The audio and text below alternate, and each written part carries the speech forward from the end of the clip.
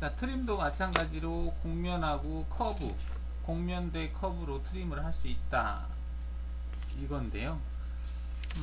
근데 이제 커브로 트림할 때는 그 커브에서 그 거리값의 영향을 받아요. 거리값이 뭐 너무 무한대 떨어져 있으면은 힘들겠죠. 그래서 커브하고 곡면 사이의 거리값이 얼마가 이제 되어 있느냐, 뭐 그런 것도 영향을 받을 수 있겠습니다.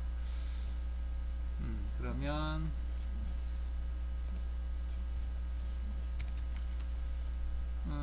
여기 곡면을 Alt를 해서 얘만 보이게 한 다음에 여기다가 평면 보기를 해서 트림을 한번 해볼까요?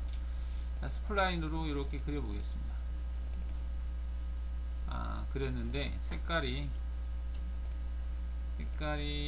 좀 선의 굵기라든지 이걸 좀 두껍게 하겠습니다.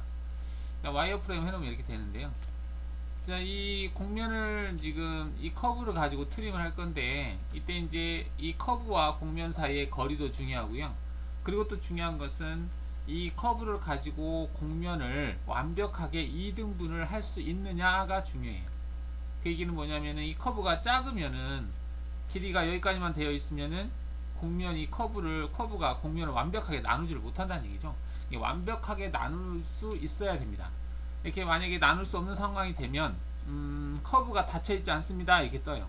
그러니까 쉽게 생각하면 무슨 얘기냐면 이 대상을 여기서 제가 잘라 볼까요? 이렇게 얘가 만약에 없다 이렇게 생겼으면 이 곡면을 가지고 이 커브를 가지고 곡면을 나눌 수가 없는 거거든요.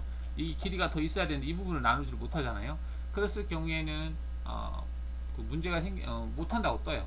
한번 해볼까요? 이렇게 자, 이렇게 해놓고요.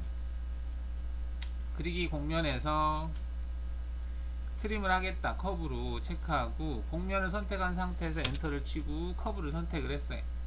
그러니까 선택하고 확인을 누르면 이제 남겨질 영역을 물어보는데, 남겨질 영역을 어디냐, 나는 이쪽 부분을 남기겠다라고 해서 이쪽 부분을 선택을 하겠습니다. 이렇게. 근데 이제 이 메시지가 뭐냐면 곡면을 트림할 수 없습니다. 선택된 커브가 닫힌 윤곽이 아닙니다. 즉 이 커브를 곡면에다가 그대로 투영을 해서 자르려고 하는데, 이게 그 선이 커브가 완벽하게 나눌 수 없는 상태이기 때문에 열려 있다라는 용어로 써요. 닫힌 윤곽이 아니다 이게 칩니다.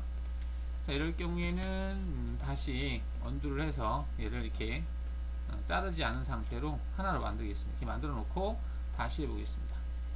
그리기 곡면에서 트림에서 커브, 곡면을 선택하고 엔터를 치고 커브를 선택 확인했어요.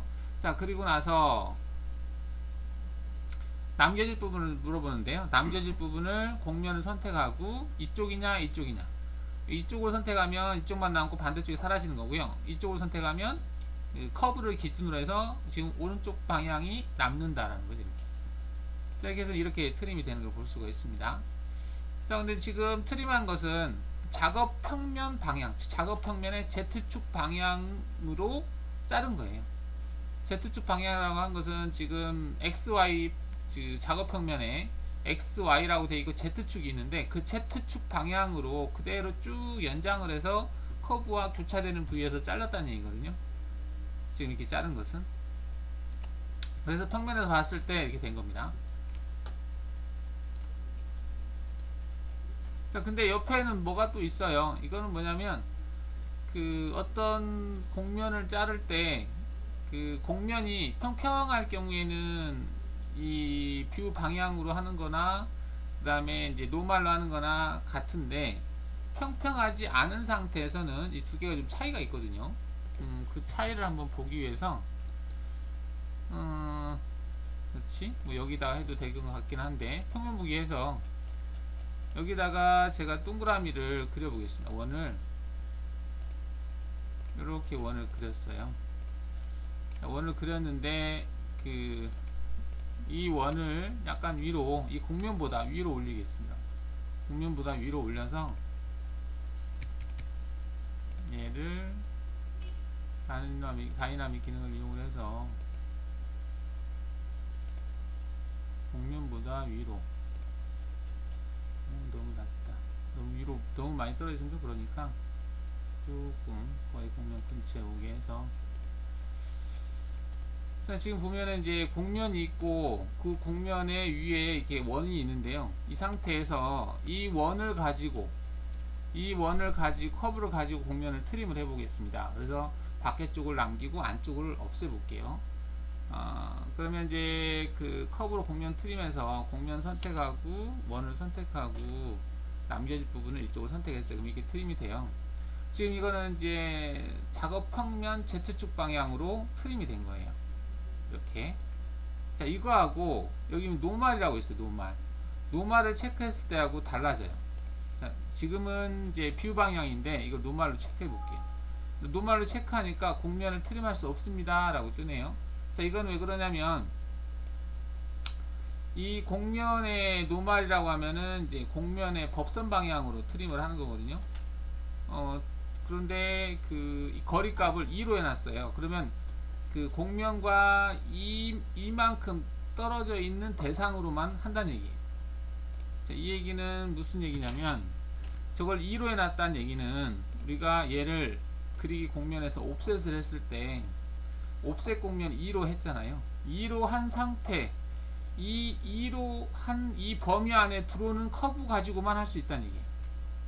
이 곡면에 대해서 지금 옵셋을 이만큼 했는데 아까 커브를 가지고 트림을 할 때 그 노말 방향 거리를 2로 줬다는 얘기는 이 범위 안에 들어오는 커브만 인식하겠다는 얘기입니다. 그러면 얘를 다 인식하려면 훨씬 더 커야 된다는 얘기죠. 얼마만큼 커야 되는지 한번 볼까요? 여기 옵셋 곡면에서 얘를 다 포함하려면 이 정도는 돼야 돼요. 지금 현재 이제 7 정도거든요. 7 정도는 돼야만이 그 범위 안에 들어오는 커브를 인식을 해서 닫혀있는 형태로 얘가 트림을 할 수 있다는 얘기입니다. 자, 그럼 7로 바꿔서 다시 한번 해보겠습니다. 자, 곡면 커브에서 곡면을 선택하고 커브를 선택했어요. 자, 그럼 여기를 거리를 7로 바꾸고 7로 바꾼 상태에서 남겨질 부분을 물어보는데 대상 선택하고 바깥쪽을 선택했을 때 곡면을 트림할 수 없습니다. 선택된 커브 닫혀있지 않습니다. 거리값을 좀 더 줘야 되는 것 같네요. 그러면은 얘를 10으로 줘보죠. 10으로 주니까 되네요. 자, 지금 보시면은 뭐 왜 이렇게 됐지? 이렇게 할 수 있는데 이 뷰 방향으로 했을 때하고 이걸로 했을 때가 달라져요. 이게 평면에서 봤을 때 뷰 방향으로 하게 되면 이게 이 평면에서 봤을 때 이 커브하고 끝단이 일치한 상태가 됩니다. 이렇게. 근데 노멀 방향으로 하게 되면 이게 어긋나요. 이게 어긋난 이유가 뭐냐면 측정해서 이건 일단 확인하시고요. 측정해서 여기 다이나믹이라고 하는 기능은 면을 찍어서 이 면의 노멀 방향을 표시해 주는 거거든요. 이 부위에서 노멀 방향을 표시해 주면 이거 커브와 딱 일치하는 거 볼 수 있어요. 이 곡면과 커브 일치하죠. 이렇게. 여기도 마찬가지로 그 곡면에다가 노멀로 일치한 부위, 이 곡면은 이 측정해서 얘는 이 곡면의 노멀 방향으로 형성될 수 있게 되어 있어요. 이 노멀이 여기는 수직에 가깝지만 이쪽으로 갔을 때 오른쪽으로 더 경사졌죠. 그래서 이 곡면의 노멀이라고 하면 노멀 방향으로, 곡면의 노멀 방향으로 커브를 노멀 방향으로 투영을 시켜서 그 투영한 그 커브를 가지고 트림을 한다, 이렇게 생각하시면 됩니다. 이때 주의할 거는 커브와 곡면 사이의 거리값이 중요하다. 이게 필요할 때가 있어요. 하다 보면.